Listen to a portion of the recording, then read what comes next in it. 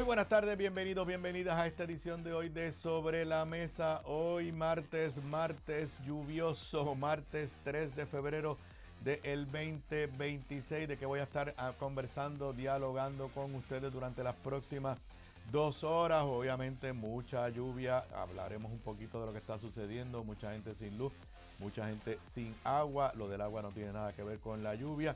Impactante los casos del maltrato y abuso de menores reportados recientemente.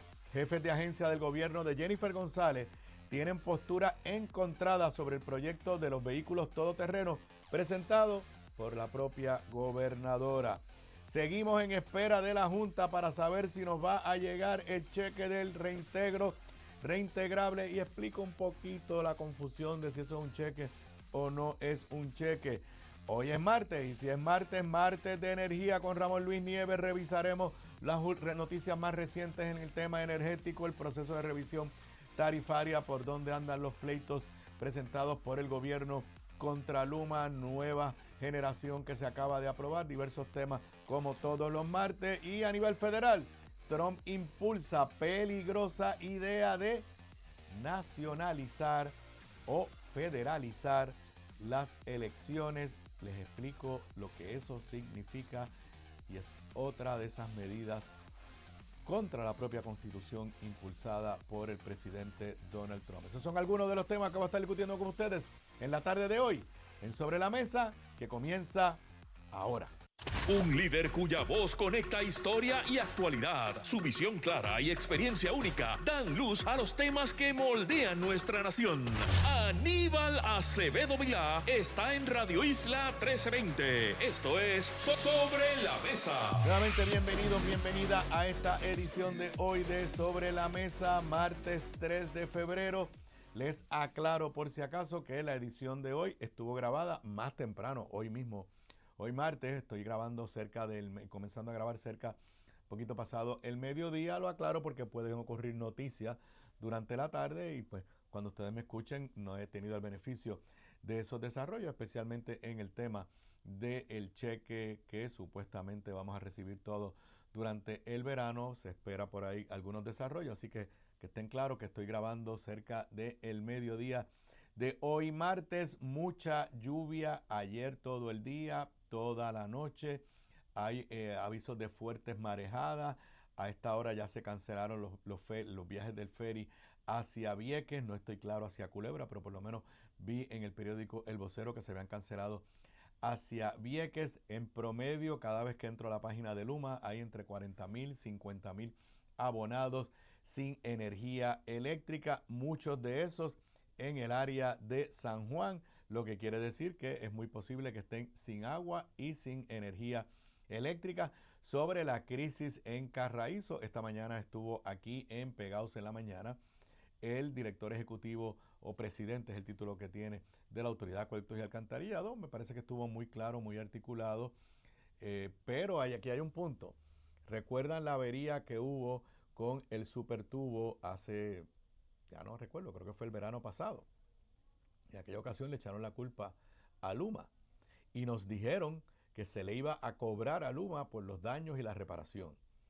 Esta semana, en estas bombas que se dañaron en Carraízo, la alegación original es la misma, que fue unos cambios en voltaje y que es culpa de Luma. El director ejecutivo un poco lo contextualizó y dijo que está contratando una firma experta para que entonces certifique o no certifique si fue Luma. Pero Milly Méndez le hizo la pregunta: ajá, y lo del superacueducto que usted dijo hace meses que se le iba a cobrar a Luma, y patinó.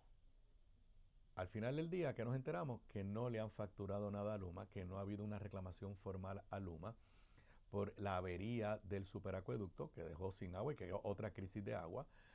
Así que yo creo que tienen que tener mucho cuidado los funcionarios de gobierno en las cosas que dicen, en las expectativas que crean, porque le sucede lo que le sucedió hoy. O sea, ¿cómo es que le echaron la culpa? Bueno, aquí solamente hay dos posibilidades. O le echaron la culpa a Luma falsamente en cuanto al superacueducto, en cuyo caso pues ameritaría una aclaración al país. Mire, la verdad es que la avería no fue por culpa de Luma, o fue por culpa de Luma y no han hecho nada. Y entonces ahora viene y dice lo mismo ayer, aunque ya hoy recogió un poco de vela y dijo que está nombrando una compañía para que haga un análisis científico y de ingeniería y determine si las bombas se dañaron o no se dañaron por culpa de Luma. Pero al final del día, miles siguen sin agua potable en sectores importantes del área metropolitana y pues no hay una contestación clara de qué fue lo que pasó y obviamente hay un desesperante compás de espera para que regrese el agua potable a los sectores afectados y como dije, por culpa de la lluvia, mucha gente sin luz y sin agua simultáneamente. Bueno, ustedes saben, los que me siguen en este programa, que hay unos temas que yo trato de evitar, pues primero porque me son a veces como que desagradables. Y segundo, lo digo con mayor honestidad porque no son temas que yo pueda decir que domino profundamente y que mis aportaciones a ustedes para que podamos analizar juntos lo que pasa en el país, pues que mi aportación sea la más adecuada. Lo he dicho antes, pues yo muchas veces los temas de crimen, pues salvo que tengan unas implicaciones de esos que dejan en shock al país entero, como el asesinato allá en Aybonito de Gabriela Nicole, que todavía da mucho, va a seguir dando titulares, pero normalmente pues que si asesinaron a 3 ayer o 2 ayer, no son temas que yo analizo aquí, obviamente sí, pues si hay una tendencia en términos de crimen, lo analizo con ustedes, y lo mismo me pasa con estos temas tan desgarradores de maltrato a nuestros niños, maltrato de menores en Puerto Rico. Pero la realidad es que lo que ha sucedido en los últimos días amerita un examen y una reflexión. Es la historia de primera plana del periódico El Nuevo Día. Atenta a las autoridades al descubierto la crudeza del maltrato infantil. Aunque no se refleja un aumento en casos, los abusos reportados en el mes de enero retratan una mayor gravedad en los actos contra los menores de edad en la isla. La realidad es que han sido historias desgarradoras. Empezamos el año el 5 de enero, en la víspera de los Reyes, con este padre que pues ahora sabemos que tiene unos serios problemas mentales y unos problemas de adicción, que asesinó a su hijo de 5 años, básicamente con un objeto punzante en una escena por demás desgarradora. Con eso fue que empezamos el año. Y de ahí ha habido varios incidentes, muchos de ellos por allanamientos que llevan a cabo la policía por sospecha de acciones criminales y cuando entran a la escena lo que encuentran es una escena de maltrato de menores. Una menor que logró salir de su casa y pues dijo cómo estaba siendo casi esclavizada. Es impactante. Periódico El Nuevo Día nos dice que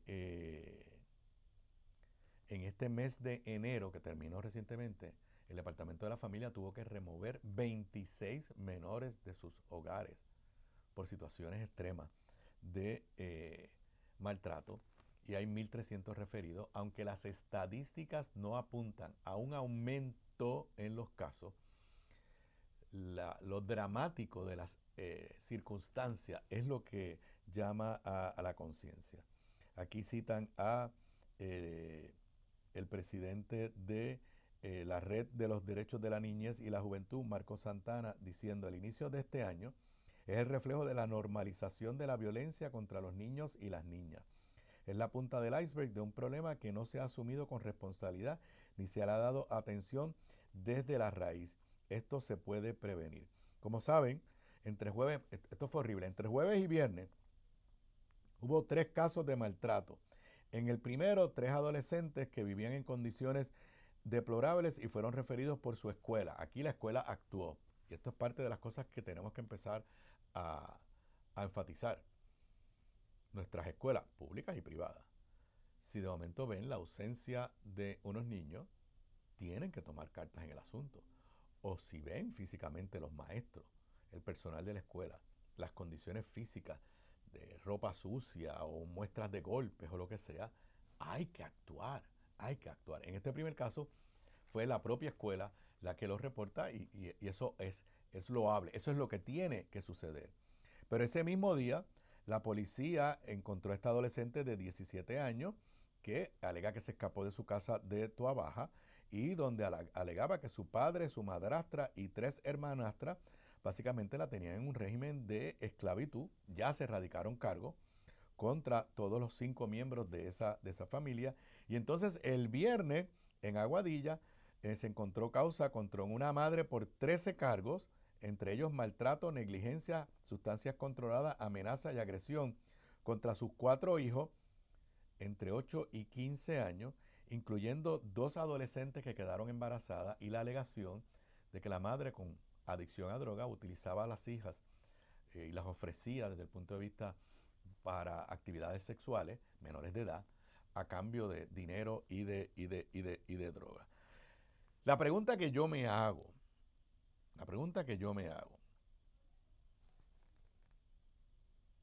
¿estamos ante algo nuevo?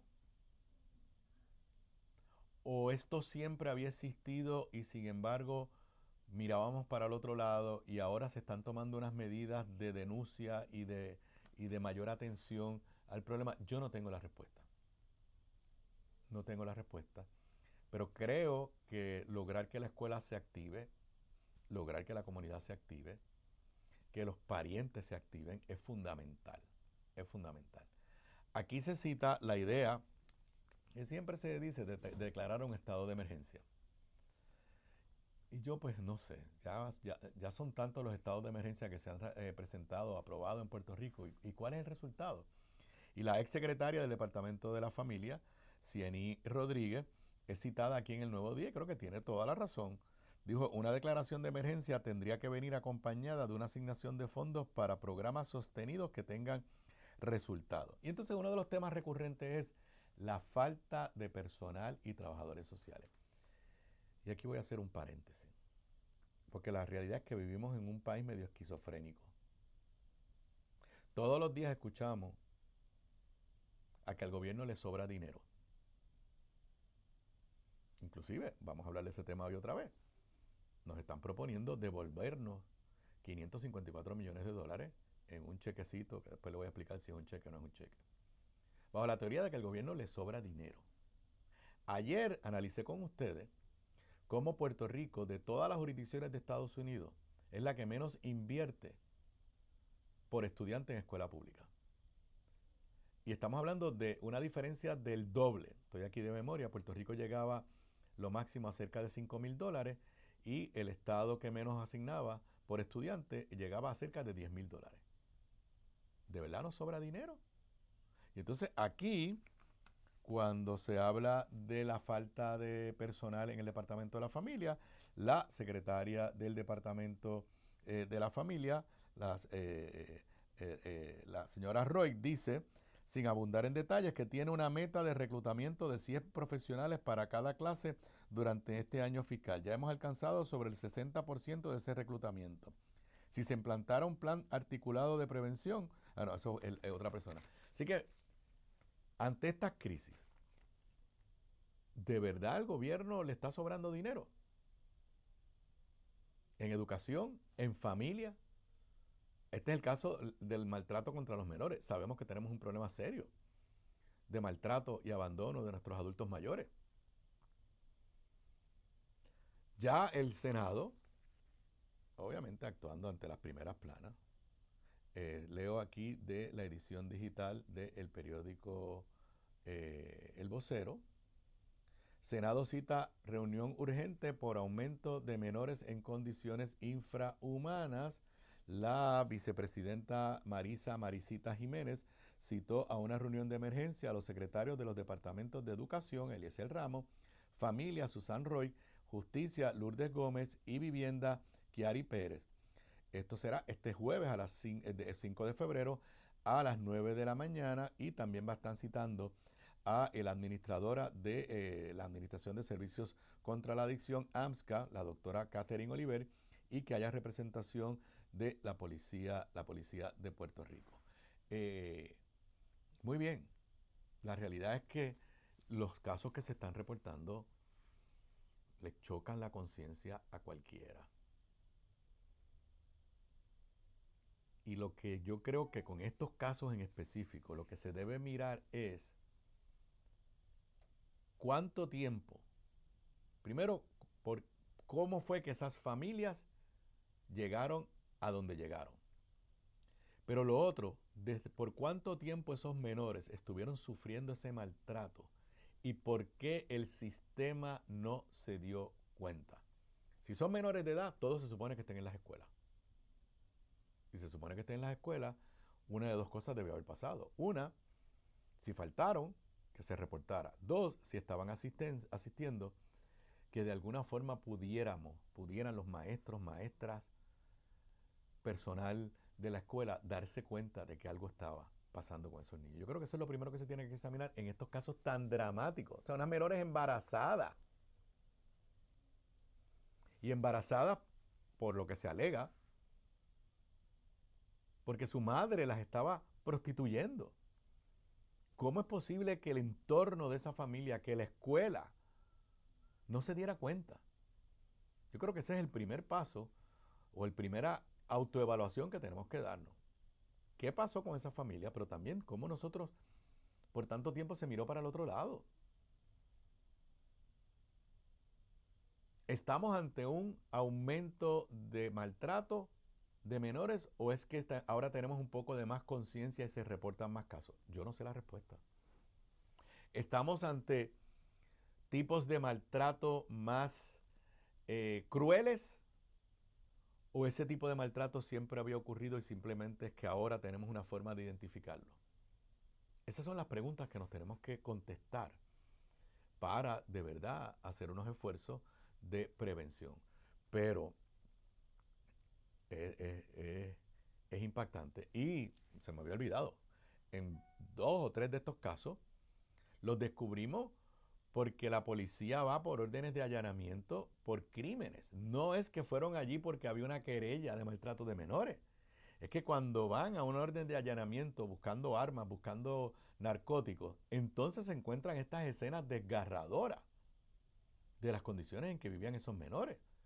Menos mal que se dio esa orden de allanamiento, pero esa es la otra pregunta que nos tenemos que hacer. Si no hubiese habido una orden de allanamiento, creo que en 2 de los casos fue por órdenes de allanamiento, ¿qué hubiera pasado con esos niños? Con esas niñas. Nunca nos hubiéramos enterado. Ese es el tipo de examen, ese es el tipo de reflexión que necesitamos en este momento ante pues, unos casos demasiado impactantes. Yo creo que nosotros tenemos las leyes más avanzadas, por lo menos no he escuchado de que este sea un problema de falta de legislación. Yo creo que es un problema de salud mental, definitivamente. Yo creo que es un problema de supervisión en el sentido de las instituciones que de una forma u otra interactúan con el menor y se pudieran dar cuenta. Y creo que sí, que es un problema de falta de recursos estatales para hacer unos buenos esfuerzos de educación y prevención. Pero nada, recuerden, la teoría que aceptamos todo lo aceptamos, es que al gobierno le sobra dinero. Entonces, un día decimos que al gobierno le sobra dinero y ese mismo día por la tarde le decimos que hay que invertir más por estudiantes en el sistema educativo, que hacen falta más trabajadores sociales, que necesitamos unas medidas de prevención, que el Departamento de la Familia no da abasto. Las dos cosas a la vez no las podemos hacer. Y voy a sonar aquí totalmente contrario a la percepción general. De verdad, en este momento el gobierno de Puerto Rico le sobra dinero como para devolvérnoslos a nosotros los contribuyentes. ¿O es que no se está invirtiendo el dinero donde se tiene que invertir? Y estamos operando particularmente en departamentos como educación, en departamentos como la familia, estamos operando con unos presupuestos que no son suficientes para atender los retos y las necesidades que tiene el país. Yo creo que esa es la primera pregunta que tendríamos que hacernos. Si hay un sobrante de 500, 600, 700 millones de dólares, no habrá un problema serio, gubernamental, social, que podamos atender con esa inversión y quizás lograr un cambio cualitativo significativo de cara al futuro. Pero esa no es la discusión que estamos teniendo, ni parece ser que es la discusión que queremos tener. Que yo quiero que me manden un cheque en junio o julio, que Hacienda me mande un chequecito, pues claro que lo quiero, claro que usted lo quiere, pero queremos seguir despertando con estas primeras planas. Queremos seguir horrorizándonos con estas historias y escenas de maltrato de menores. Yo no estoy diciendo que todo se resuelve con dinero, pero si alguien se atreve a decir que los programas de prevención en Puerto Rico, a través del Departamento de la Familia, a través del Departamento de Educación, que los programas de rehabilitación de adictos son efectivos y suficientes en Puerto Rico, que lo digan, que lo digan. La pregunta que yo me hago es, ¿qué harían en esos departamentos si fueran buenos, bien administrados y se le dieran recursos adicionales para atender los verdaderos problemas del país? Esa es la respuesta que nunca nos dan. Y sin embargo nos despertamos por las mañanas con los titulares horribles de escenas dantescas de 2, 3, 4 niños pasando hambre, siendo abusados, tráfico de menores, tráfico sexual de menores en nuestro Puerto Rico de la tercera década del siglo XXI. Declaración de emergencia. I don't know. ¿Qué significa una declaración de emergencia? Como dice la exsecretaria Cienir, si la declaración de emergencia viene con dinero para hacer proyectos específicos, especiales, bienvenida sea. Pero si la declaración de emergencia es simple y sencillamente para dar la sensación de que estamos haciendo algo, me parece que no es suficiente. Regreso con más luego de la pausa. La clave para la buena cocina, además de los ingredientes y recetas, está en la calidad de los productos en los que cocinas. Por eso te recomiendo mi línea Giovanna Heike Cookware Collection, con acabado en cerámica, mangos ergonómicos y 4 milímetros de espesor para mejor conducción de calor. Lo distribuye North Caribe Imports y su marca Caribe, donde además encuentras utensilios de cocina y limpieza para tu hogar. Ahora cuida tu jardín con Caribe Garden. Caribe, calidad, experiencia y el mejor precio. Pídelos en tu supermercado más cercano. Simplifica tu vida con Caribe. Distribuye North Caribe Imports, la empresa puertorriqueña con más de 50 años sirviéndote a ti. Gramas lindas, gramas, plantas, palmas y todo para tu jardín. En Dorado, 796-1386. 796-1386. Gramas lindas, excelente calidad y servicio insuperable. 796-1386.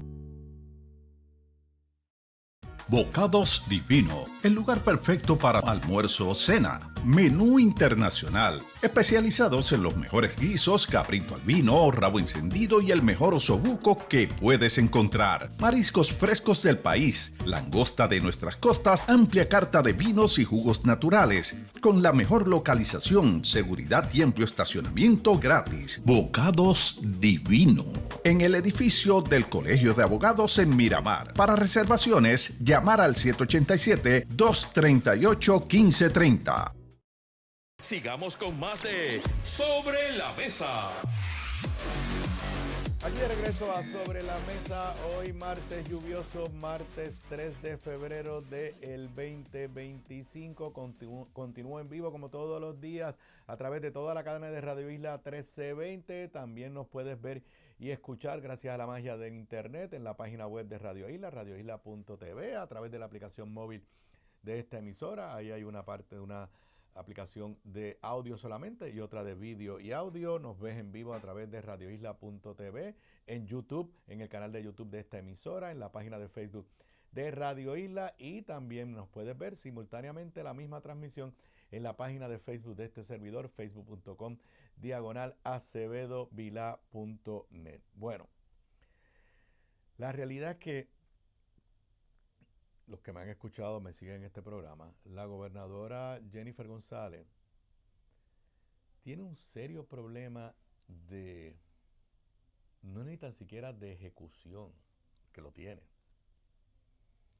Tiene un serio problema de cómo hacer las cosas bien hechas.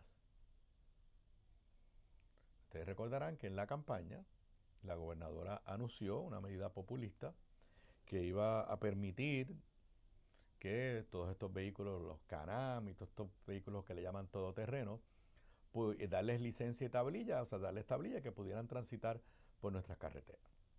Fue controversial, yo creo que le ganó apoyo en ciertos sectores.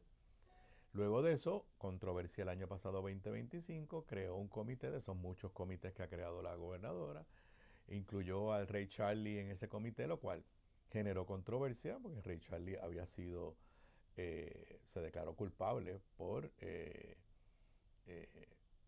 insultos a un oficial de la policía de Puerto Rico. Y finalmente se presentó legislación de administración, o sea, un proyecto de ley enviado por la Fortaleza. Hoy el periódico El Vocero, cuando es un proyecto de administración, se supone que es un proyecto que toda la rama ejecutiva respalde. Primera plana del periódico El Vocero, expone en riesgo de los vehículos todoterreno. Las posturas encontradas entre funcionarios de agencias sobre el proyecto de administración para autorizar su tránsito en autopistas, carreteras estatales y municipales regresan a discusión en la Cámara de Representantes. Y la nota reporta que básicamente tú tienes al presidente de la Comisión de Seguridad en el Tránsito y tienes al secretario de Obras Públicas diciendo que todo está bien en el proyecto, pero tienes al superintendente de la policía levantando serias preocupaciones y tienes a la directora, perdón, a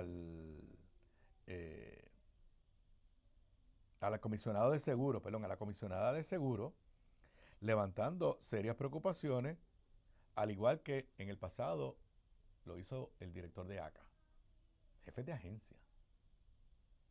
Lo más dramático es el superintendente de la policía. Dice la nota en El Vocero que Joseph González subrayó que en cuanto a la viabilidad de los VTT en vías públicas, solo se debe autorizar su circulación de manera limitada y controlada exclusivamente en caminos vecinales y en carreteras secundarias o terciarias.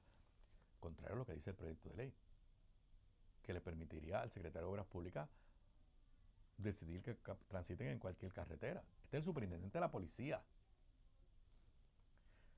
Dice la ponencia de Joseph González, no debe permitirse su operación en vías principales ni en autopistas, expresos o carreteras principales. Como requisito indispensable, estos vehículos deberán estar debidamente identificados mediante tablilla oficial y su operador deberá poseer una licencia de conducir vigente. En caso de la comisionada de seguro, esta planteó que en la medida, la definición de los VTT establece que su uso es fuera de las carreteras públicas, por lo que la alternativa de conseguir una póliza de seguro de responsabilidad pública tradicional no estaría disponible. Explicó que los seguros no proveen cubierta de responsabilidad civil por vehículos que tengan menos de 4 ruedas o estén diseñados para usarse principalmente fuera de las vías públicas. Ante este escenario, SUSED del Valle recomendó que se considere como alternativa la ley de seguro de responsabilidad obligatorio para vehículos de motor e incluir la cubierta para daños físicos provistos por la Administración de Compensación para Accidentes de ACA. ACA alertó que la ampliación a nuevas categorías de vehículos podría afectar a la corporación pública por el incremento de reclamaciones de naturaleza estatutaria. Increíble que un proyecto de administración, los jefes de agencia vayan a levantarle objeciones. Yo bregué con legislación de administración desde 2 lugares. Y curiosamente el jueves pasado en mi clase de separación de poderes hablé de este tema. Cuando fui asesor de Hernández Colón en asuntos legislativos y luego cuando fui gobernador. Y la norma que siempre se estableció en esos 2 momentos de mi vida pública es que si era un proyecto de administración, una vez llegaba a la legislatura, ningún jefe de agencia podía ir allí a la legislatura a oponerse o a pedir enmienda. ¿Pero por qué era eso? Porque antes de enviarlo a la legislatura, se hacían consultas serias a las agencias concernidas, se les escuchaba. Y si no se incorporaba a sus recomendaciones, se le decía, mira, te escuchamos, pero el gobernador o la administración no está de acuerdo con tu recomendación. Y se daba ese proceso dentro de la rama ejecutiva. Y una vez se daba ese proceso y el gobernador decidía enviar el proyecto a la legislatura, los jefes de agencia no podían ir allí a oponerse o a pedir enmienda. Y para mí, esto lo que refleja es lo que les dije hace unos segundos atrás, una gran incapacidad de hacer las cosas de forma correcta. Todo tiende a indicar, crearon un comité ahí, pero todo parece indicar que el superintendente de la policía no se le consultó, que a la comisionada de seguro no se le consultó, que a la ACA no se le consultó. Y entonces tú tienes un proyecto que la gobernadora apadrina, que es de ella, que fue una promesa de campaña, y en este momento, en lugar de recibir buena prensa, lo que está recibiendo es una percepción de que no se hizo de la forma correcta. A mí, de verdad, me parece una barbaridad que esos vehículos puedan correr por ahí, porque esos vehículos ni tan siquiera son manufacturados para estar en carretera. Pero más allá de eso, lo que yo quiero apuntarles es la gran incapacidad administrativa que tiene esta administración. Si tú no puedes escribir un proyecto de administración, un proyecto de ley de administración, que los jefes de agencia concernidos puedan defender en la legislatura, pues tú no puedes gobernar. No estás a la altura de lo que requiere.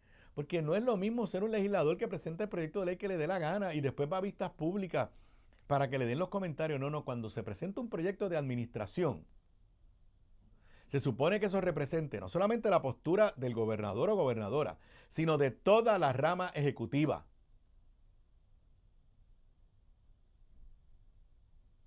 Y este proyecto de los todoterrenos es un ejemplo de la desarticulación del presente gobierno.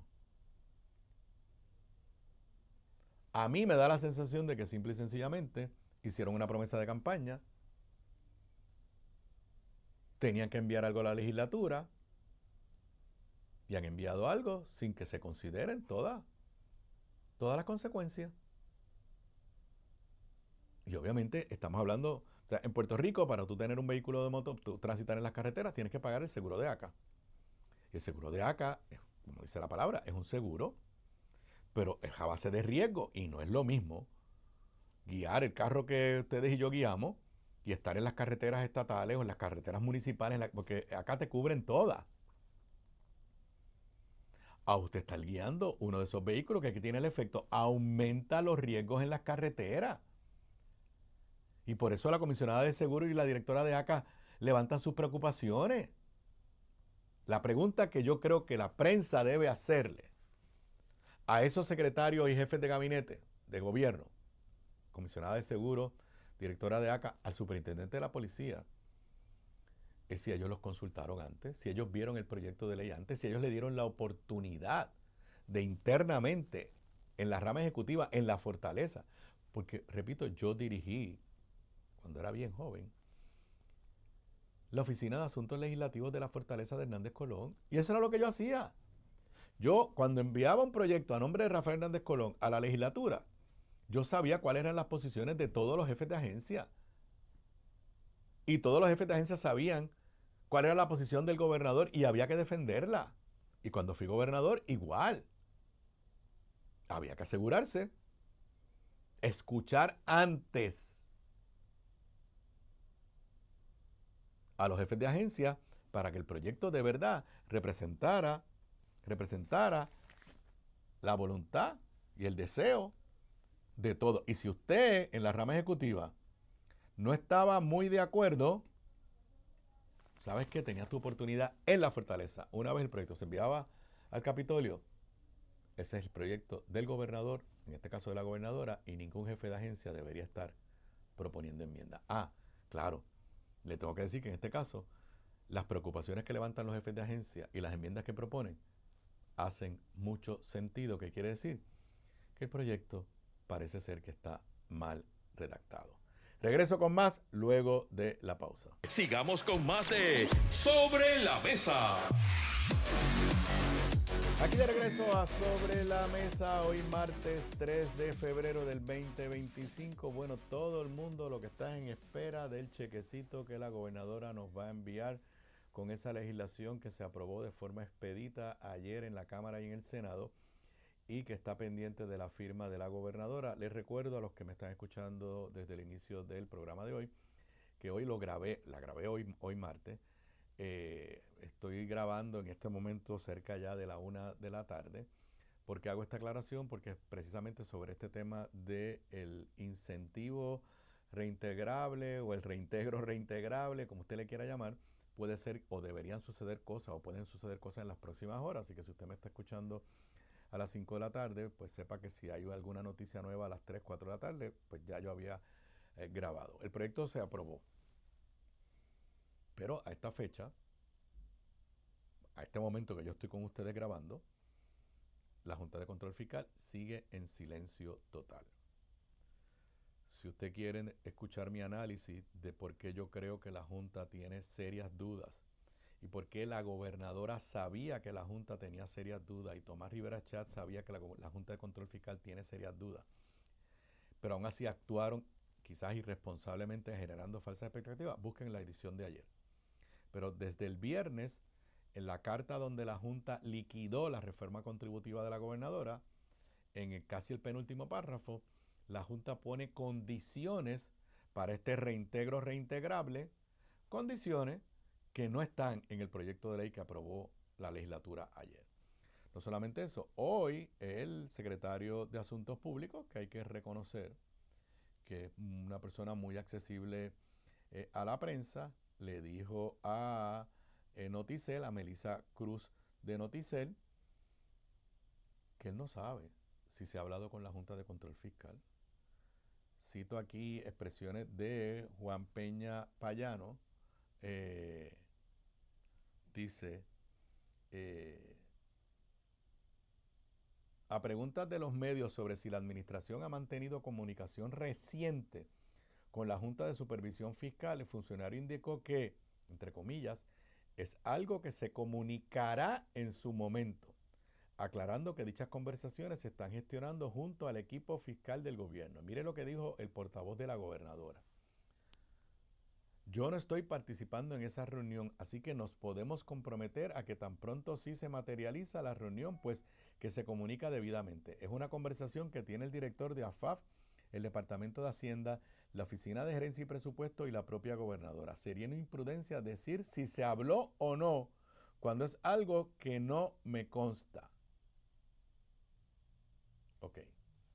Si el secretario de Asuntos Públicos, portavoz de la gobernadora, no nos puede decir si el gobierno le consultó a la Junta antes de enviar este proyecto a la legislatura, si le consultaron a la Junta antes de que la Asamblea Legislativa lo aprobara ayer, solo hay dos posibilidades. Uno, no consultaron nada. O al pobre Peña Payano lo tienen excluido de los asuntos más importantes. ¿Cómo va a ser portavoz del gobierno? Lo único que tenía que decir es, sí, se les dio una consulta, el resultado de esa consulta en su momento se les notificará. Eso es todo lo que tenía que decir. Me temo, y lo dije ayer, y ayer hice un análisis bastante extenso, lo pueden buscar en mi canal de YouTube, en mi página de Facebook.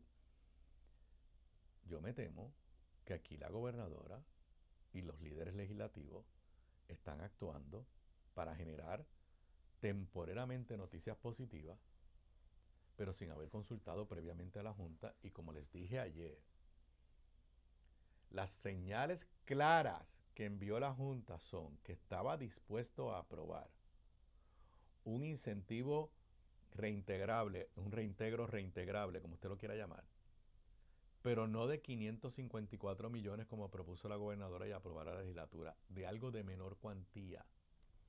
Porque la Junta exigió o recomendó que se eliminaran unas exenciones que bajo la actual ley tenemos la clase media, que nos permite bajar nuestra responsabilidad contributiva, pues que eso se eliminara y por ende el beneficio a los contribuyentes sería menor. Y en vez de 554 millones, más o menos 200 o 300 millones. Pero eso no fue lo que aprobaron, ni lo que propuso la gobernadora. Entonces hay una gran confusión de si lo que propone la gobernadora nos van a dar un cheque o no nos van a dar un cheque. Yo creo que este gobierno, además de problemas de competencia, tiene un serio problema de generar expectativas a la gente. La gobernadora dijo en diciembre que Luma, el proceso para sacar a Luma había empezado y el proceso para sacar a Luma, ahí se gastó miles de dólares en publicidad. Y ahí sigue Luma y el proceso ni ha comenzado. La gobernadora el 12 de enero presentó una reforma contributiva, se gastó miles de dólares en publicidad, diciendo que ya venía el alivio contributivo y el alivio contributivo está muerto. Y la gobernadora crea falsas expectativas. Entonces le han hecho creer a todo el mundo que esto se va a aprobar y te van a mandar un cheque de 500, 800, $1,000 dependiendo. No, miren, esto ya pasó con Pedro Pierluisi. Y esto es lo que yo recuerdo cómo eso funciona. Usted va a llenar la planilla con la ley vigente, o sea, la ley anterior. Y esa ley anterior le va a decir que usted, estoy inventándome los números, a usted a través del año le retuvieron $2,000, pero cuando usted o su contable hace el cálculo, usted debió pagar 2,500, pues usted el 15 de abril va a tener que mandar los $500. Entonces, luego del 15 de abril, el secretario de Hacienda va a coger su planilla y va a ver cuál es el bracket en el que usted está desde el punto de vista de su ingreso neto. Va a ver si usted tiene o no tiene hijos dependientes. Entonces, con un programa de computadora, va a hacerle un ajuste a su planilla y entonces al final va a decir, oye, no tenía que pagar 500 con este ajuste, tenía que pagar nada más que 200 y entonces le van a mandar a usted a su cuenta de banco $300. Pero acabó pagando los 200 porque esto no exime de contribuciones. Puede estar el caso positivo. Usted rinde la planilla con la ley actual y le dice, usted tiene un reintegro de $200 y ese reintegro de $200 le va a llegar a fin de abril, principio de mayo.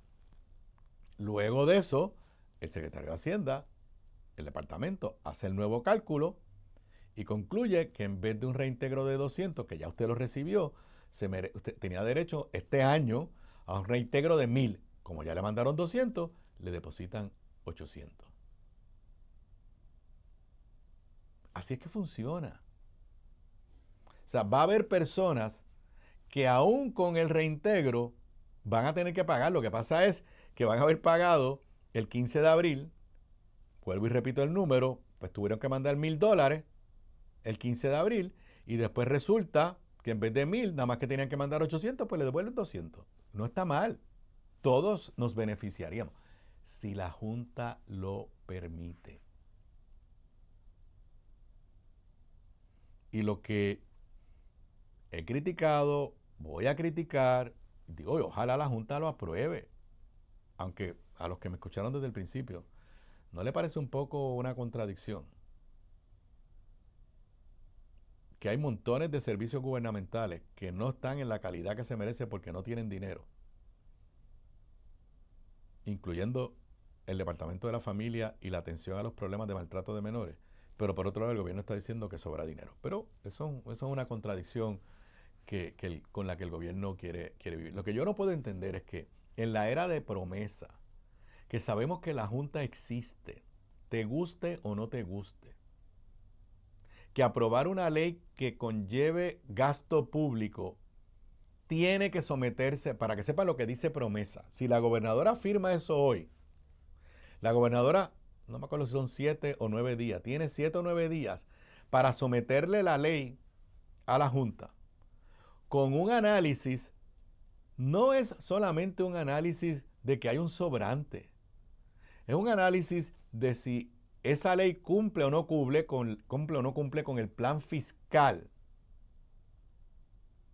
Y a base de eso, la Junta tiene el poder de decir, esta ley no cumple con el plan fiscal, no entra en vigor. Y ya esto ha pasado en varias ocasiones.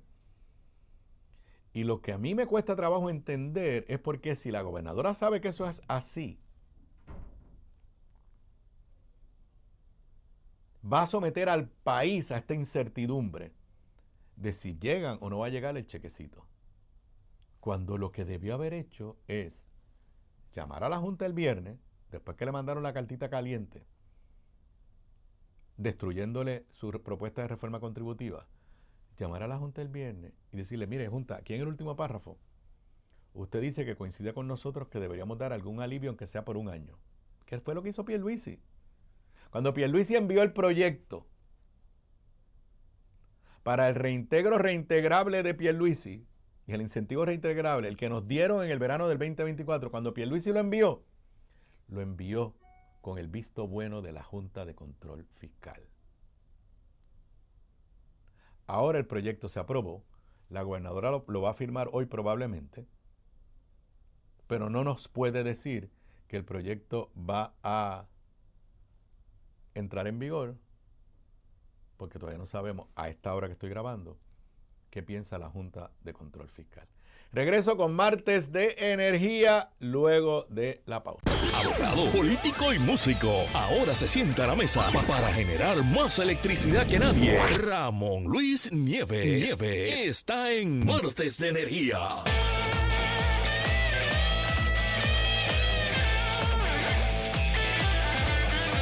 Aquí de regreso a Sobre la Mesa, y si es martes de Energía con Ramón Luis Nieves. Aquí lo tengo en el estudio. Saludos, Ramón Luis. Saludos a ti, Aníbal, y a la gente que nos está viendo y escuchando. Bueno, ya yo hice un mea culpa, o como le quieras llamar. Esta es la sección de fe de rata. Sí, exactamente. Porque el martes pasado, y fui yo el que traje no la propuesta, la percepción. Yo dije, oye, yo como que tengo una percepción que los apagones han disminuido y qué sé yo qué. Entonces tú me la aceptaste. Sí, yo dije, pues, porque era mi percepción también. Y entonces al otro día se publica este informe por parte de Luma, que eso le expliqué, que es parte de los mandatos de las nuevas leyes, porque antes no nos decían nada. O sea, no es que Luma quiso informarnos, es que están obligados a informarnos cada trimestre. Y entonces hay unas métricas de cuántas veces se va la luz y por cuánto tiempo se va la luz. Y resultó que se estaba yendo la luz más que ese mismo periodo el año anterior, que es como tú lo debes medir por los periodos cíclicos en términos, no es lo mismo la época de huracanes que otras épocas. Así que te doy la oportunidad para que tú digas que sí, que tu percepción estaba equivocada, pero ahí sí, Luma echó la culpa, que es que no le dan los chavos. Y al otro día la gobernadora salió diciendo, déjense buscar culpa y pues un poco tu reacción a esa pateada de responsabilidad de Luma en ese informe que salió la semana pasada. Como me enseñaron en el Colegio San Antonio y aquí en San José, por mi culpa, por mi gran culpa. No, fíjate, yo creo que después pensando, de hecho cuando Aníbal, cuando tú el día siguiente comentaste la noticia, yo te escribí. Sí, yo lo di al aire que tú también te estaba escuchando sobre eso y ciertamente pues... Ahora, pero si vamos al récord, a la grabación, yo digo en algún momento, ¿cómo fue que yo dije? Que era como que mi percepción. Yo me busqué la manera de excusarme, sí, ¿verdad? Claro, por si acaso. Pero la realidad del caso, como tú mencionas, es que Luma está obligado a dar esta información y el negociado ha incorporado dentro de la regulación energética en Puerto Rico unos criterios de transparencia y de información y unos criterios internacionales. Sí. Siempre se me olvida el nombre. Yo te iba a decir sádico, por ahí. Suena como a sádico. Como sádico. Said, algo así, creo que es ese ahí. Sí, siempre se me olvida. Pero básicamente son unas métricas internacionales para medir el desempeño de una compañía eléctrica. Y es muy bueno porque ahora tenemos con qué comparar, ¿verdad? Y obviamente, si nos medimos en esos parámetros normales de la industria, estamos bien atrás. Y en efecto, pues los números y los datos nos hicieron quedar malas percepciones nuestras. Y en efecto se está yendo la luz bueno, muy frecuentemente. Hoy mismo, ya yo les dije que nosotros grabamos cerca del mediodía, pero entre las lluvias de ayer y hoy está llovido, pero tampoco ha habido ni inundaciones, ni se ha caído un poste, ni nada. Uh-huh. Y cada vez que yo miro en la página de Luma, hay entre 45 y 55 mil abonados sin luz. O sea que ahora mismo, en este momento que tú y yo estamos grabando, que es más o menos como a la 1:30, 51 mil abonados sin luz. En el área de Mayagüez, 10 mil. En el área de San Juan, 10 mil. En el área de Bayamón, 11.800. Ramón Luis debe estar bien molesto. Así que, pues, creo que la métrica cuando salga de este trimestre va a demostrar otra vez el problema. Pero, de acuerdo. Y esta pelea y esta excusa de que es que no tengo dinero porque el gobierno no me da dinero, ¿cuándo vamos a saber quién nos dice la verdad? ¿Y va a haber alguna forma de saber quién nos dice la verdad? Aníbal, pues debería haberla. Yo creo que incluso el mismo negociado podría intervenir la energía podría intervenir en esto, porque ya está llegando a lo ridículo, ¿no?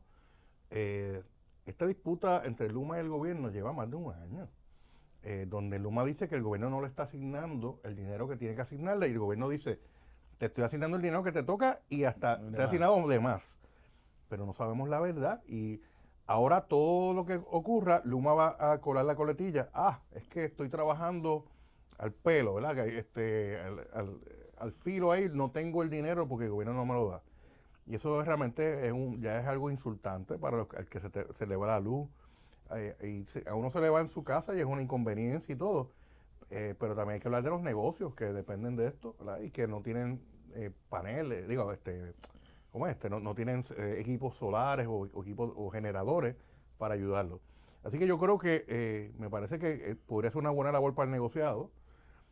La misma legislatura, que yo creo que hizo una vista sobre esto hace unos meses, pero no recuerdo si hubo un resultado, un informe sobre el tema. Yo no creo que rindieron informe. Pero ciertamente yo creo que la legislatura puede sentar al gobierno y a Luma allí bajo juramento y que traigan los datos.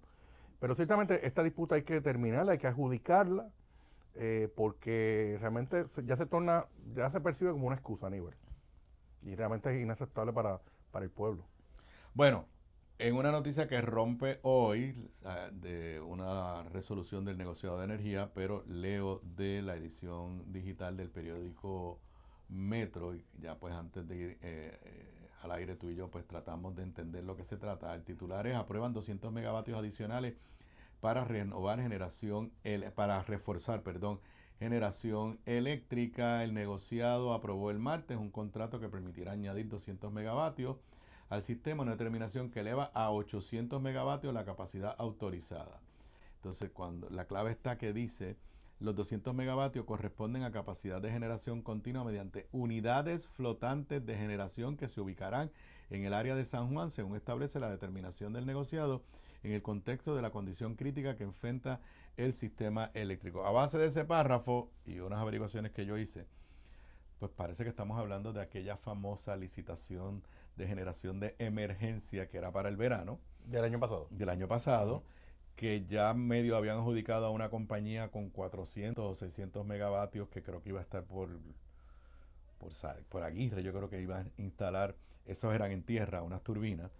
Y entonces las barcazas, que era la idea original, pero que después Josué Colón nos dijo que no se podían hacer las barcazas porque FEMA o no sé qué agencia, el Coast Guard había dicho que no eran seguras, y de momento las barcazas regresaron. Pues parece que se está dando ese contrato y que vienen las barcazas. Un poco lo hemos hablado anteriormente, pero cuán importante, aunque no tuvimos la crisis el verano pasado, cuán importante puede ser estos contratos de generación de emergencia. Bueno, son muy importantes en la medida que, como tú bien dices, pues la idea original de la licitación que se abrió en abril del 2025 era atender una emergencia que pues no ocurrió afortunadamente en el verano del 2025, que era que Puerto Rico no contaba con la generación suficiente de energía para atender la demanda, y eso iba a provocar unos apagones masivos, etcétera. Pues eso no ocurrió, y no ocurrió porque un poco genera, se mete ahí y va reparando unidades de la Autoridad de Energía Eléctrica, de las plantas de la autoridad, que entraron una cantidad importante de megavatios de energía adicional que evitaron los apagones. Ahora bien, así que y de hecho en el verano hubo una adjudicación de esa licitación. Y se canceló por Se problemas. canceló, hubo varios problemas, varias disputas y se retomó. Así que estos 200 megavatios de energía de generación adicional son generación temporera. Temporera, pero el contrato es por 10 años. Sí, ¿cómo es? Es tan temporero como el Imperio Romano, más o menos. Pero sí, generación temporera se le llama, pero son unos contratos de compra de energía que van a estar allí. A mí me recuerda cuando cae la Unión Soviética, Ajá. que entonces en Cuba le declaran el periodo especial, porque pues no Exacto. tenía la ayuda de la Unión Soviética, el periodo especial todavía creo que dura hasta el día de hoy. Todavía. Bendito. Pero básicamente, Aníbal, lo que era la emergencia del verano del 2025 se transformó. Y me parece positivo que entre estos 800 megavatios de energía que se pueda integrar al sistema, porque eso le va a permitir a Genera entrar a reparar unidades y sacarlas de servicio, ¿verdad? Hay que pagarlas para repararlas de la flota de generación No solamente Genera, Ecoeléctrica y AES tiene que hacer lo mismo. Y las privadas también, cuando tengan que sacar para hacer mantenimientos de emergencia, que muchas cosas. Yo había escuchado, y lo digo así como un rumor no contratado, que no sé si ya lo pudieron hacer, pero que Ecoeléctrica el año pasado, 2025, en varias ocasiones, le trató de decir al gobierno, mira, necesito sacar, y le decían, no, porque nos vamos de apagones. Sí, ¿no? Nos vamos de apagones. Así que no sé si ya vuelvo y repito, o sea, estos son rumores de calle. Pero hacía sentido. Y Sí. pues cuando tú tengas esta generación de emergencia o temporera, pues vas a poder apagar unas unidades para darle simplemente mantenimiento antes que se vayan a dañar. Exacto. Y vale mencionar que esta generación de emergencia no es más barata. Sí. Cuando tú entras a unos elementos de emergencia, una generación de emergencia usualmente pues, se paga más cara la energía, pero José Colón ha dicho que va a ser más barato que otro tipo de generación. La nota dice que 200 van a ser acá en el norte, que son las barcazas, 400 en Aguirre, que yo entiendo que ese contrato ya también fue preautorizado, y que habían 200 en Costa Sur. Yo lo que recuerdo que las 200 de Costa Sur era con una compañía que había disputas y que eso no se habían extendido todavía. Pero la nota de Metro da a entender que ya hay los 800, así que no sé. Creo que el negociado debe en algún momento ser más claro y pues decirnos exactamente dónde está este proceso de generación de temporera Sí. que llevaba ya, va a ser casi un año. Porque es más, eso hay que reconocérselo. O sea, cuando la gobernadora llega el año pasado, a esta fecha del año pasado, ella dice, para mí lo más importante es aumentar la generación. Uh-huh. Y me acuerdo que usaba la expresión que cuando se prenda el switch haya luz. Y en esa, un poco hay que dársela, porque le pusieron presión a Genera, y Genera pues se puso al día en algunas. Pero, tú que eres el experto aquí, necesitamos más generación. Sin duda, Aníbal. Y yo creo que sí, que como yo veo la cosa hasta el momento, de aquí, vamos a ponernos en los términos electorales, de aquí al 2028, debería haber entrado o estar ya casi en proceso de entrar una cantidad bastante considerable de megavatios de energía de generación adicional, generación nueva. Incluso pues están sobre la mesa unos, como que los hemos discutido aquí, unos proyectos para la construcción de plantas de gas natural. Sí, pero yo no veo Energisa. No, pero que eso es más a largo plazo, pero eso. que eso puede estar en proceso. Pero sí va a haber integración de generación nueva. Sin olvidar de que ya en este año, después de casi una década, prácticamente una década, vamos a comenzar a integrar, o se está comenzando ya a integrar generación de energía de la energía renovable, de las plantas de energía renovable. Búscate una fecha para que venga Julián y nos dé un update. Eso es bueno. Julián Herencia es el presidente, el director de APER, la Asociación de Productores de Energía Renovable, que agrupa a los desarrolladores de este tipo de plantas solares de gran escala. Así que eso me parece que es algo positivo. Ahora bien, ahorita comenzamos a hablar de los apagones, ¿verdad? Tú puedes tener la mejor generación del mundo y la cantidad más grande, pero hasta que no vayas reparando la red de transmisión y distribución, pues pueden continuar los apagones, quizás con menos frecuencia, si la culpa de los apagones fuera la falta de generación. Pero ese tema que le toca a Luma es el que sigue estando pendiente. Luma sí ha hecho proyectos, no es que no está haciendo nada, y hace par de semanas, Aníbal, Luma anunció que ya había llegado a la meta de instalar 100.000 metros inteligentes, lo que se llama smart meters. Y ese tema de los metros inteligentes es importante por distintas razones dentro de la modernización de una red eléctrica. Pero todavía no sabemos. Pero eso no evita apagones. No evita apagones. Son cositas, proyectos Eso importantes. no evita apagones. Pero, ¿qué cosas evita apagones? Pues el deshiervo. Y yo no veo ninguna noticia de eso. No. Y Luma, cada vez que se le pregunta, es que el gobierno no me pasa. O sea, sigue con la canción de que no le están dando los chavos el gobierno. Así que eso sigue siendo un reto, pero hay que decir que de aquí a 2 o 3 años, Puerto Rico va a tener o va a recuperar gran parte de la generación de energía y esperemos que, ¿verdad?, que con las nuevas, con la misma conversión de plantas, de unidades en las plantas de la Autoridad de Energía Eléctrica a gas natural y que se esté generando energía de manera más eficiente también y que pueda lograr algunos ahorros que eventualmente nos puedan pasar a los abonados. Bueno, tú lo habías anticipado en este programa. Esta semana se están llevando a cabo la vista del negociado de energía donde los ciudadanos pueden ir a opinar sobre la revisión de la tarifa básica. Creo que vi nada más en el periódico El Vocero una nota hoy en la página 8. Rechazan en vista alza propuesta por Luma. No, la noticia sería que la gente fuera a testificar. Queremos que nos suban la luz, por favor. La luz. Una nota de Andrea Santiago Torres con reclamos de que la factura de la luz ya consume una porción insostenible de los ingresos familiares y de que el aumento propuesto contradice las políticas públicas energéticas del país. Ciudadanos rechazaron ayer la revisión de la tarifa básica del servicio eléctrico durante la primera vista del negociado. Y pues por ahí citan algunos ciudadanos. No creo que fue mucha gente. No fue mucha gente. Hoy está ocurriendo ahora mismo una vista hasta las 4 de la tarde. Ayer fue en Vega Alta, hoy se supone que era en Sidra, mañana en el Centro de Usos Múltiples de Fajardo. Creo que el 5 de febrero va a haber una vista entonces en San Juan. Y va a haber una virtual también. Que creo exacto. Que esa vista del 5 de febrero va a ocurrir aquí en las oficinas del negociado de energía, pero también los que quieran participar pueden hacerlo de manera virtual. Y la última vista va a ser el 6 de febrero en Yauco.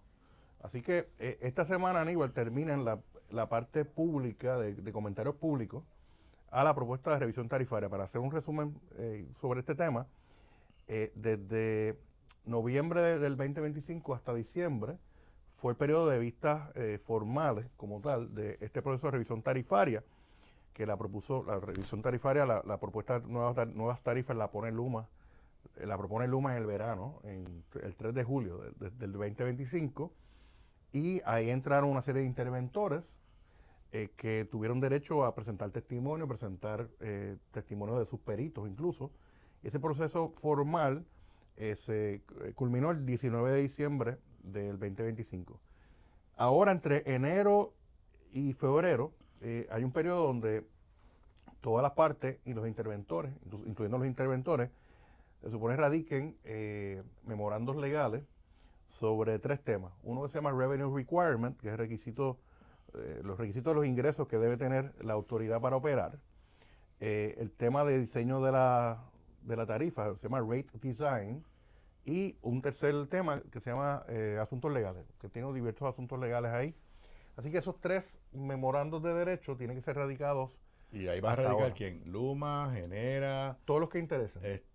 La propia autoridad. Sí, y los interventores, que son, ahí entre los interventores está el ICSE, que es una entidad sin fines de lucro que lleva ya ahora 11 años interviniendo en muchos de estos casos, llevando casos sobre el tema de energía, que su abogado principal es el licenciado Fernando Garay, y José Pou. También 2 entidades del tema solar, que está CESA, que agrupa las compañías solares, Solar United Neighbors, que yo represento en ese caso. Está el señor Víctor González, que es el presidente de Winmar, pero está compareciendo por derecho propio y se le reconoció su intervención. Interesante, no sabía. Sí, interesantemente, pues el negociado y el examinador, que es el que está llevando todos estos casos, que el examinador se llama Scott Empling. Sí. Es una persona de amplia experiencia en el tema regulatorio. Pues reconoció que don Víctor participara de manera personal, porque don Víctor es una de los desarrolladores quizás más importantes de energía renovable ¿verdad? Y de los primeros que hubo aquí, y conoce bien del tema. Así que le reconocieron la capacidad para entrar como interventor. Está la OIPC, que es el procurador en temas de los consumidores, en temas de energía. Están los bonistas de la Autoridad Eléctrica. Hay distintos grupos de bonistas que están allí. Pues, me voy a un poco desviar de por dónde que iba a llevar la conversación. Ok. Luma pidió 11 centavos en aumento en el kilovatio hora a la tarifa básica. Y eso hay que reconocer que eso es la suma de lo que Genera entiende que necesita, Luma entiende que necesita y la propia autoridad. Correcto. Para que de la forma que la ley está hecha, Luma es la que siempre se lleva las malas noticias porque dice que es Luma que lo está pidiendo. Digo, ellos están pidiendo, no estamos tampoco. Toda esa gente que tú me acabas de mencionar que son interventores, algunos han pedido más de 11 chavos, algunos han pedido menos. ¿Cuál ha sido la reacción de esos interventores a la solicitud de Luma? Bueno, Luma obviamente defiende su propuesta, porque Luma es el proponente. Y antes de Luma lo tenía que hacer la autoridad, pero ahora le toca a Luma. Es el proponente. Las otras partes realmente están en oposición. Yo no creo que los bonistas estén pidiendo más. De hecho, y tengo que decir, los bonistas tienen allí una batería de abogados muy buenos, muy súper competentes. Y la dinámica de las vistas han sido muy interesantes en cuanto a eso y de los intercambios de las mociones. Pero las entidades, tanto CESA como Solar United Neighbors, están diciendo, y ELIX están diciendo, mira, que no suban más la tarifa básica, que se quede en $4. ELIX se trajo en 4 pesos. Ok. El economista... Entonces, espérate, lo que está pidiendo Luma es $11 o 11 centavos el kilovatio. Es que estoy perdido. Está la tarifa como tal, como está ahora, la que pagamos es de $4.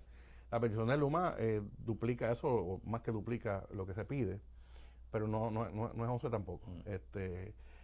ELIX se trajo al doctor Ramón Cao como perito, sabemos que es de los economistas principales que ha estado en Puerto Rico, y el doctor Cao dice en su opinión de que según los estudios el 6 punto y pico % del ingreso de la familia es lo aceptable que en Puerto Rico, lo que en Puerto Rico podemos aceptar que es razonable para uno pagar por el sistema eléctrico, y que las propuestas de Luma básicamente llevarían eso a más del 10% del ingreso familiar, lo que se sale de lo que realmente podemos pagar a las familias puertorriqueñas. El timetable. ¿Cuándo?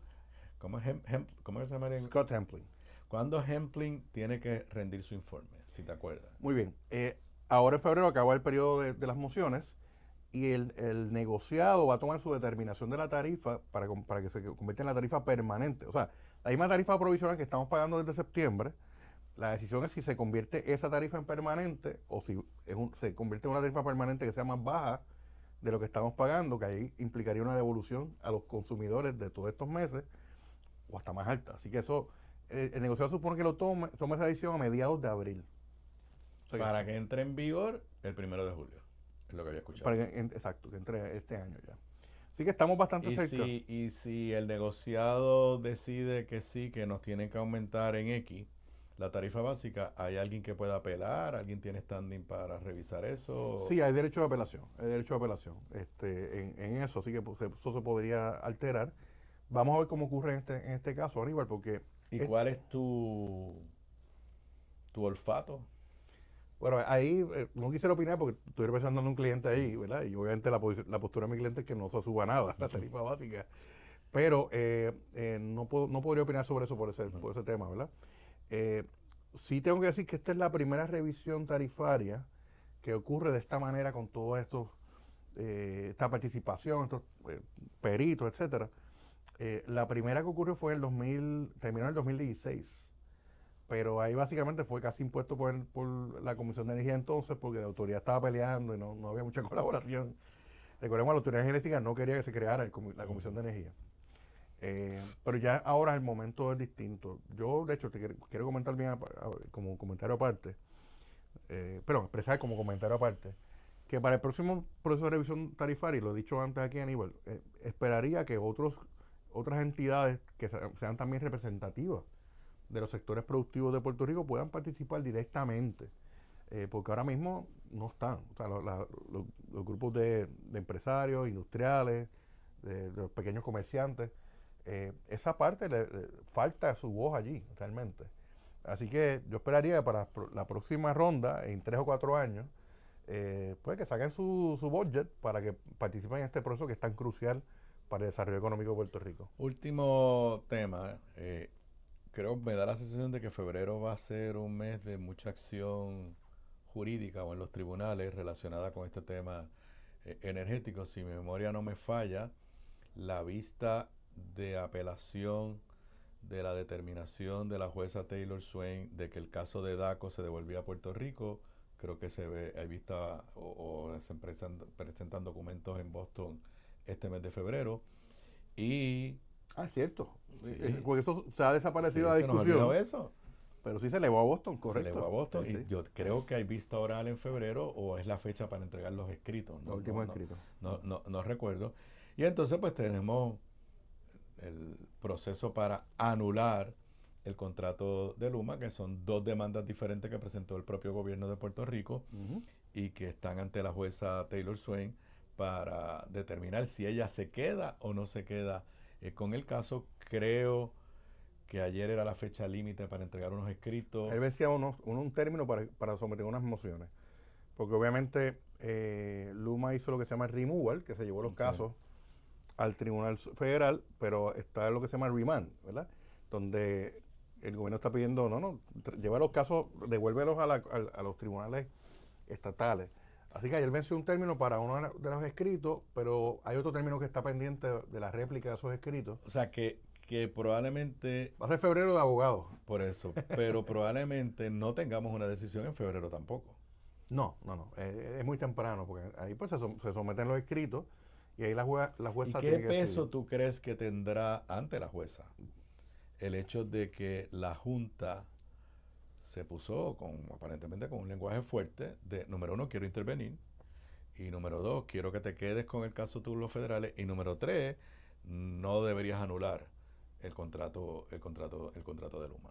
Yo creo que tiene mucho peso, porque obviamente la razón por la cual Luma se lleva los casos a ese tribunal es porque es la misma sala que está viendo el caso de Promesa, de la quiebra de la Autoridad de Energía Eléctrica bajo la ley Promesa. Así que si la Junta, que es el que está llevando, que es la que representa a la Autoridad de Energía Eléctrica en ese caso de la quiebra, dice, mira, si me anulas el contrato con esta gente, nos colapsa el plan fiscal, pues puede ser un argumento de peso, pero obviamente la juez está ahí para decidir. La juez puede decir también, mira, no necesariamente, es un tema puramente de derecho contractual del gobierno de Puerto Rico, así que yo no me meto ahí. Así que esa es la controversia principal que puede decir, y esto es importante, la jueza no va a decidir ahora si el contrato es nulo o no es nulo. No decir si se queda con el caso si se queda con el caso o no, que cuando en los casos, la primera pregunta que tiene que hacerse y que contestar el tribunal si tengo jurisdicción, si puedo tener autoridad para ver el caso. Eso es lo que se está debatiendo. Bueno, pues creo que estamos anticipando, no solamente hemos analizado lo que ha pasado en estos días, sino anticipando las muchas cosas que vienen prospectivamente. Muchas gracias. Gracias, Aníbal. Yo regreso con más luego de la pausa. Sigamos con más de Sobre la Mesa. Aquí de regreso a Sobre la Mesa, ya entrando en los últimos 2 segmentos de la edición de hoy. Te recuerdo que esta edición de Sobre la Mesa y todas las ediciones se retransmite a las 10 de la noche por el canal 85 de Liberty Cable TV. Además, la vas a encontrar más tarde hoy o temprano mañana en todas las plataformas que te permiten escuchar podcasts a través del internet, Spotify, Apple Podcasts, Google Play, en cualquiera de ellas me vas a encontrar. Y también la vas a encontrar, la edición de hoy, en mi canal de YouTube. Si no te has suscrito a mi canal de YouTube, te invito a que lo hagas. Escribes en el buscador mi nombre, Aníbal Acevedo Vilá, y te va a llevar a mi canal de YouTube. Ahí están archivadas todas las ediciones anteriores de Sobre la Mesa y otros videos que de tiempo en tiempo subo a ese canal. Si te suscribes, que eso es gratis, le das a la campanita y recibirás un aviso cada vez que esté disponible un nuevo episodio de Sobre la Mesa o cualquier otro video. También te invito a que me dejes tus comentarios en mi página de Facebook, en mi canal de YouTube y trato siempre de leer los comentarios de ustedes. Con esa facilidad me puedes escuchar, me puedes ver en vivo de 4 a 6 de la tarde o me puedes ver y escuchar grabado a la hora que te sea más conveniente a ti. Bueno, no todos son malas noticias y yo soy de los que creo que cuando se dan buenas noticias hay que propagarlas, que se sepan, hay que felicitar a quien haya que felicitar. Y si tiene que ver con las partes académicas, educativas del país, pues más todavía. Hoy ha roto una noticia que está ya en todos los medios digitales, y es que el 100% de los graduados, de los egresados de la Escuela de Farmacia de la UPR, la que está en el centro, en el recinto de ciencias médicas de la UPR, que está allí en el área del complejo del centro médico, el 100% de los egresados pasaron la reválida de farmacéutico y farmacéutica. Y esta es una reválida para todos los Estados Unidos, o sea, no es la reválida para Puerto Rico. Y eso pone a esa escuela de farmacia en el primer lugar en todos los Estados Unidos. Leo la nota de Keila López Alicea en el periódico El Nuevo Día, está en todos los medios, creo que hay que felicitarla. Se trata del examen de licencia de farmacéutica de América del Norte, NAPLEX en inglés, y Puerto Rico, que logró que el 100% de los egresados lo pasaran, comparte ahora estar en el primer lugar junto con prestigiosas universidades como la Universidad de Michigan, Houston University, Lebanese American University, y esto lo informa el propio recinto de ciencias médicas. Cita textual el comunicado de prensa de la decana de la Escuela de Farmacia, Wanda Maldonado Dávila. Esto refleja la capacidad de nuestros estudiantes, la rigurosidad académica de nuestro programa de doctorado en farmacia, la calidad de nuestra facultad y la dedicación de nuestro personal de apoyo. Esto nos valida la importancia de continuar avanzando en nuestras gestiones para formar a los mejores farmacéuticos que atiendan las necesidades de salud de nuestra población. Siempre he dicho que el recinto de ciencias médicas es una de las joyas de nuestra corona en términos de la Universidad de Puerto Rico, igual que lo es múltiples programas de ingeniería en Mayagüez y otros programas en Mayagüez, igual que lo hay diversos programas del recinto de Río Piedra y los otros recintos, y cuando se logran cosas como esta, hay que felicitarlo. Dice la nota que en total 40 estudiantes tomaron la reválida de farmacia el año pasado. El resultado promedio obtenido entre 142 escuelas acreditadas fue de 85.7. Vuelvo y repito, en el caso nuestro fue el 100%. La Escuela de Farmacia de la UPR ha tenido tasas de aprobación por encima del 90% durante la última década. En el 2024 se colocó entre las primeras 50 instituciones en Estados Unidos dedicadas a la enseñanza de esta rama de la ciencia, según la clasificación de un medio digital del US News and World Report. Y en el 2023, el 95.5% de los estudiantes pasó la reválida en el primer intento. Así que tremenda noticia, buenas noticias. Y esto pues es un reflejo de que a la UPR y a todos sus recintos lo que hay es que fortalecerlos, protegerlos y no destruirlos. Es educación de calidad mundial, la que se recibe en muchos de los programas de la Universidad de Puerto Rico y sus diversos recintos.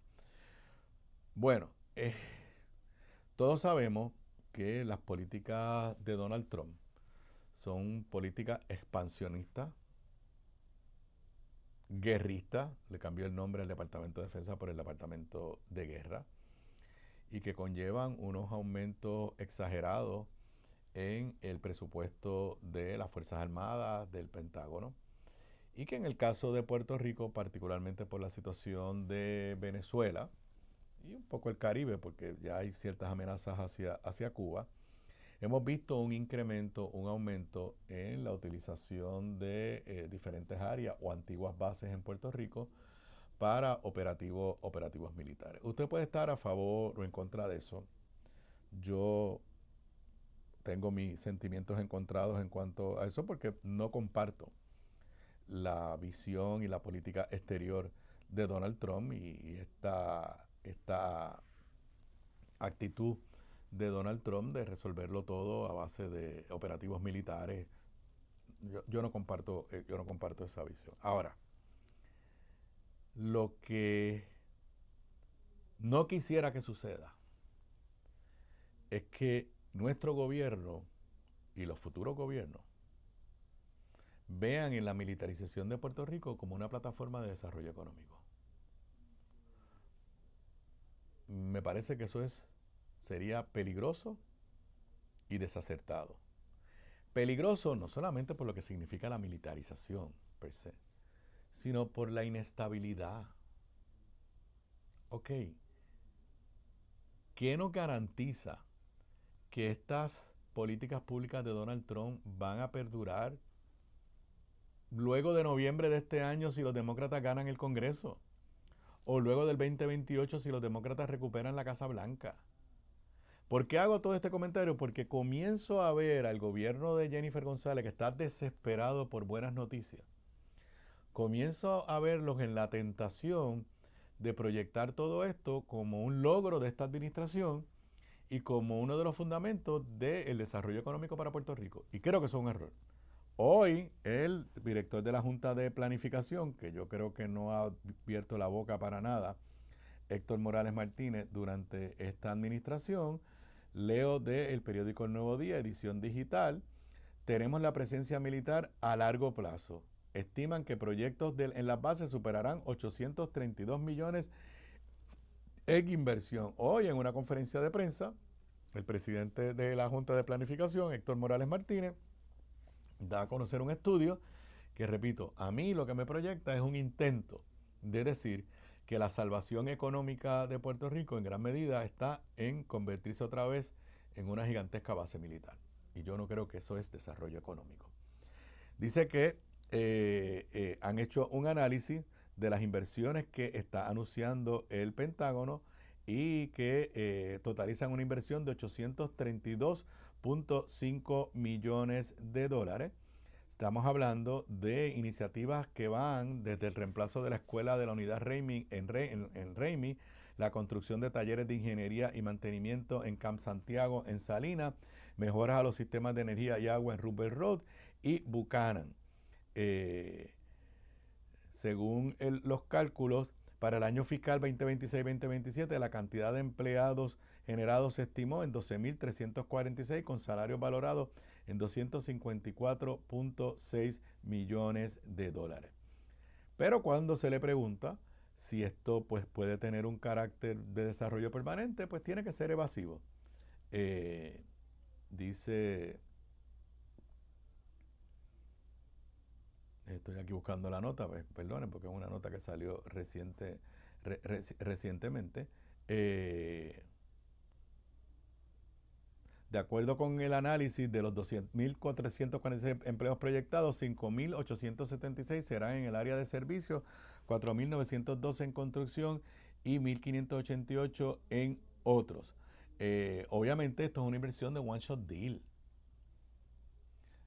Mi comentario, repito, independientemente de lo que usted piense sobre la presencia militar en cualquier lugar, o sea, yo estoy hablando inclusive, usted puede vivir en un estado de la nación americana y pensar que su desarrollo económico no debe estar fundamentado en esto. Pero yo poner la esperanza de desarrollo económico de Puerto Rico en regresar a la militarización de la isla, me parece que es un error. Y poner la esperanza del desarrollo económico de Puerto Rico en las políticas públicas de Donald Trump, me parece un error garrafal. Y creo que lo que acaba de hacer el gobierno de Jennifer González es, en la búsqueda desesperada de buenas noticias, pues tratar, como la gobernadora sí respalda las políticas públicas de Donald Trump y en las que no las respalda se queda callada, pues tratar de decir que esto puede ser un pilar del desarrollo económico a largo plazo. Tengo mis serias dudas y creo que es un error que la gobernadora utilice esto como un fundamento para reclamar desarrollo económico y logros de su administración. Regreso con el último segmento luego de la pausa. Sigamos con más de Sobre la Mesa. Aquí de regreso a Sobre la Mesa, ya entrando en el último segmento de esta edición de hoy, martes 3 de febrero, y pues tenemos que hablar de tema de Donald Trump y las políticas públicas allá en los Estados Unidos. Antes de entrar a lo que más me preocupa y unas expresiones que hizo Donald Trump ayer en un podcast con serias implicaciones,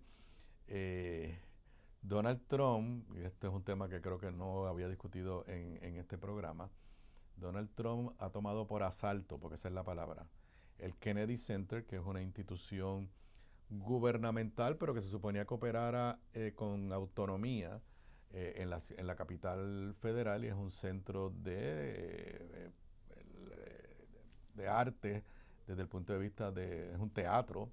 Yo cuando fui comisionado residente estuve en una o dos eventos artísticos allí de muchísimo prestigio. Donald Trump comenzó despidiendo a todos los miembros de la Junta de Directores, llenando la Junta de Directores de sus alcahuetes. Luego pasó a él presidir la Junta de Directores del Kennedy Center. Luego, en clara violación de ley, pero a Donald Trump no le importa, le cambió el nombre para que sea The Trump Kennedy Center.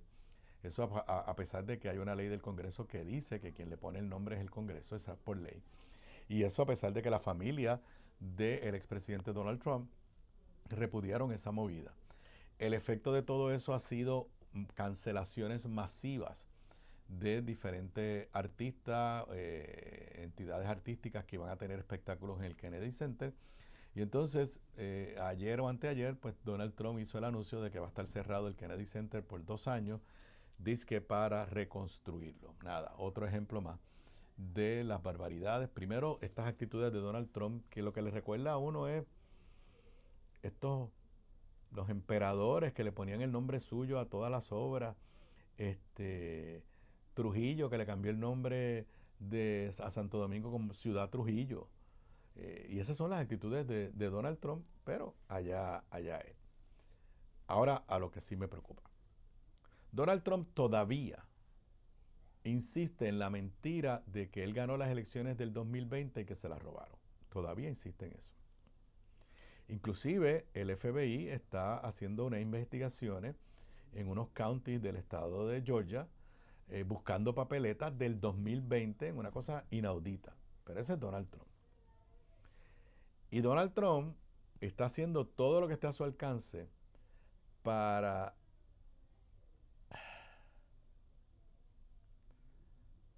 evitar que los demócratas en buena lid ganen las elecciones de medio término ahora en noviembre de este año.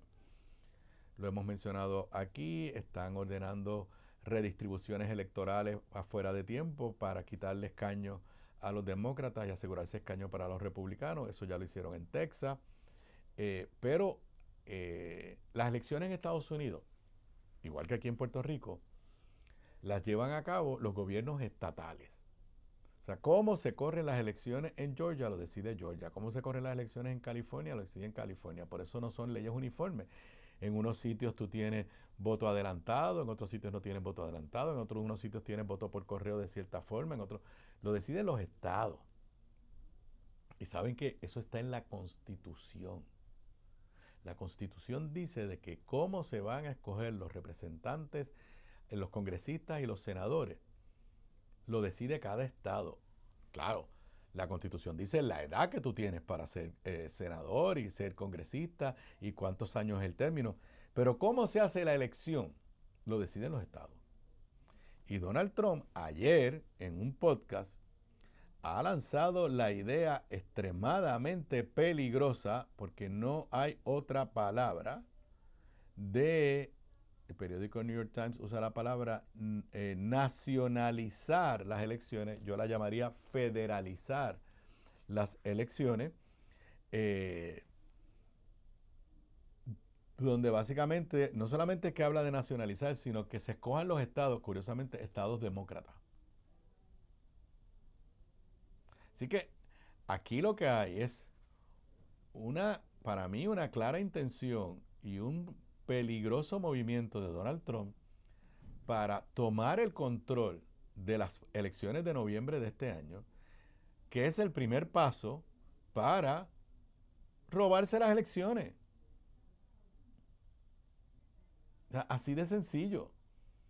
O sea, si él o sea, no hay nadie, no hay un solo estudio, opinión legal, nada que justifique su alegación de que le robaron las elecciones de noviembre del 2020 frente a Biden. Ni su secretario de justicia en aquel momento, o sea, nadie le validó eso. Y bajo esta teoría de los gobiernos fascistas y dictatoriales, de que si tú repites una mentira, pues puede ser que la gente se lo llegue a creer. Él sigue repitiendo la mentira de que le robaron las elecciones del 2020, que para mí es un anticipo para decir que si pierde ciertos distritos ahora en noviembre fue porque se las robaron.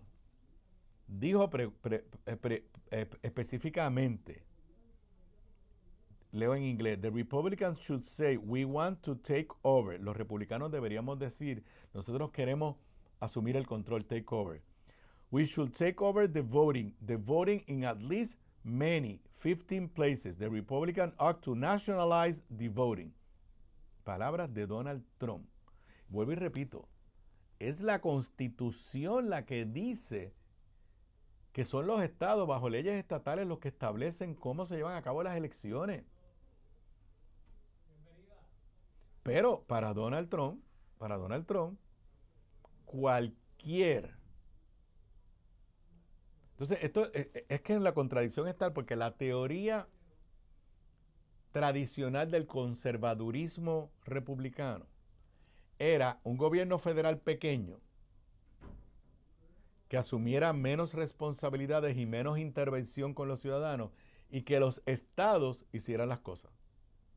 Y entonces tú tienes a un Donald Trump que por un lado está creando un ejército interno con ICE, metiéndose en las ciudades de los Estados Unidos. Entonces ahora tiene que en lugar de lo que dice la Constitución de que los estados sean los que corran las elecciones, pues él quiere que sea el gobierno federal, obviamente, para manipularla. Es una tendencia peligrosa, aunque yo confío que no lo puede ejecutar. Yo no veo cómo ejecuta esto si no hay legislación congresional, y yo no veo como una medida como esta, aparte de que sería inconstitucional, la pueden pasar a través del Senado, que necesita 60 votos. Pero ese es el pensamiento de Donald Trump. O sea, si fuera por él controlaba, desde Casablanca, controlaba las elecciones en todos los rincones de Estados Unidos para asegurarse, a como dé lugar, una victoria, aunque sea falsa, en las urnas. Bueno, y hoy se supone que termine el cierre limitado que ocurrió del gobierno federal, salvo que ocurra algo inesperado durante la tarde de hoy.